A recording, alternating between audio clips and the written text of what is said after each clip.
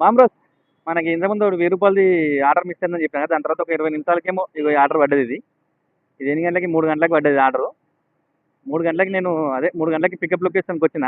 3 గంటల నుంచి ఇప్పుడు డ్రాపింగ్ లొకేషన్ ఎంత, డ్రాపింగ్ లొకేషన్ దానికి 5 అయింది, అంటే మొత్తం 2 గంటలు అయింది.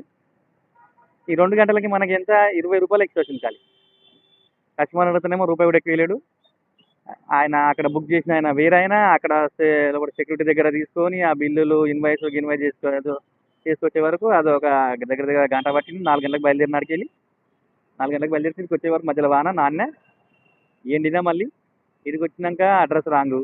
అడ్రస్ ఎవరైతే ఆయన మొబైల్ నెంబర్ డెలివరీ దగ్గర మొబైల్ నెంబర్ పెట్టుకుని ఆయనకు ఫోన్ చేసి నేను అక్కడ పని చేయట్లేదు, నేను మానేసిన అని చెప్పి ఆయన అంటాడు. సరే అట్లా అని చెప్పి మనకి అడ్రస్ అయితే చెప్పిండు. ఆయన చెప్పింది కూడా అటు ఇటు ఉంటే కొంచెం ఇక ఆడ ఈడ అడిగి సెక్యూరిటీని అడుక్కుంటూ వచ్చినాయి. ఇక దొరికింది మొత్తం మీద అయితే. తీసుకొచ్చి ఈడిస్తే ఈడ సెక్యూరిటీ తీసుకొని ఎవరికో ఫోన్ చేసి ఎవరో 2 3 తిరిగి మళ్ళీ ఇంకో ఆయన వచ్చిండు.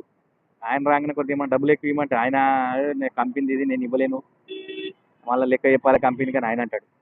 మొత్తం నేను చెప్పొచ్చేది ఏంటంటే కొంచెం జాగ్రత్త ఉండండి, టైం వేస్ట్ చేసుకోకండి ఆర్డర్ల దగ్గర.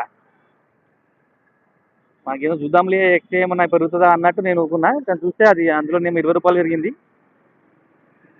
అంతకుమించి ఎక్కువ పెరిగింది. మొత్తం 2 గంటలు పట్టింది అబ్బా, 3 గంటలకు కరెక్ట్ 3 గంటలకి. నాకు ఎట్లా తెలుసు టైమింగ్ అంటే ఆయనకి ఫోన్ చేస్తా కదా, మొబైల్ నెంబర్ వస్తుంది కదా, అది ఓపెన్ చేసి టైం చూస్తే వెళ్తుంది అలా. కరెక్ట్ 3 గంటలకు అది, 5 గంటలకు డెలివరీ. టోటల్ ఎగ్జాక్ట్ 2 గంటలు 400 రూపాయలు ఆర్డర్.